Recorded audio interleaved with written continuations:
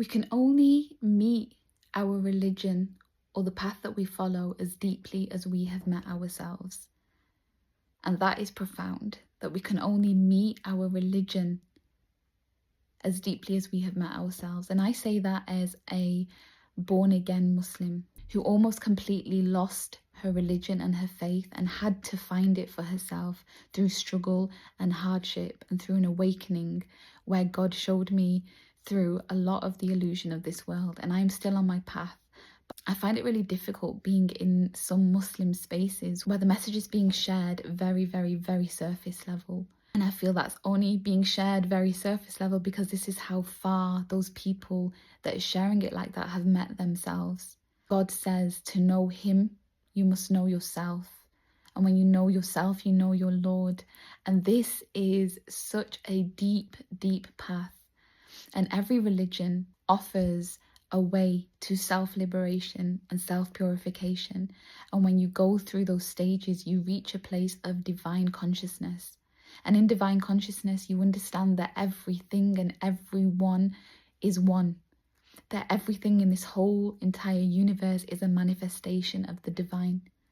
Whatever you perceive as good, whatever you perceive as bad, whatever you perceive as evil, whatever you perceive as beautiful, it is all a manifestation of God. And that in itself is really, really deep and really difficult to comprehend at times. Because we must understand that the devil himself is a manifestation of God. He was created by God. Everything is God.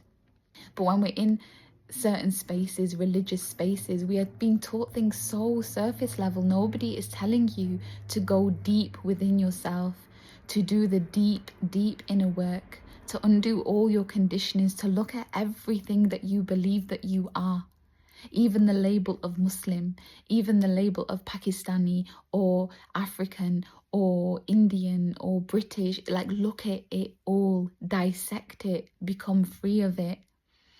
And there's not many people in this world that are doing that deep, deep work. And the only person I have met that truly lived in divine consciousness was my teacher, my spiritual teacher that has now transitioned. And every prophet, every messenger, and every peacemaker that has come through time has lived in divine consciousness. Now, in Islam, there are 124,000 prophets. And those prophets came under the guise of many different religions. We have the ones that we all know, Adam, Moses, Jesus. The Prophet Muhammad was the seal of the prophets. But there was also Buddha, there was also Krishna, there was also all these messengers and prophets from different religions and different faiths that all came with the message of love and divine consciousness. But nobody will talk about this in Muslim spaces or in other religious spaces. Everybody is separating themselves and thinking that their way is the only way, that their way is the only way to God, when in fact every path and every religion is setting out the perfect way or the perfect system to bring us to divine consciousness. And for me, as a born-again Muslim, I see now that Islam is the final piece of the puzzle, that the Prophet Muhammad, peace be upon him, came as the final brick in the castle. And all of these other prophets from all of the different religions and faiths and ways of life were all a brick themselves as well. He came as the final one, the final piece of the puzzle. And when you step back and look at it, Islam is a perfect system. It's a perfect system in so many different ways, politically, socially, and personally as well. It sets the way for self-purification, for personal liberation. It leads you, when you go deep enough into it, it will lead you to a place of divine consciousness. But in the world that we live in today, there are not many people that appear to be there.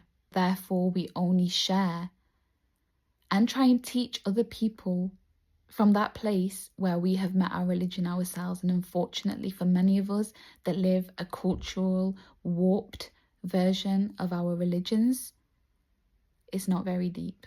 It's very, very surface level.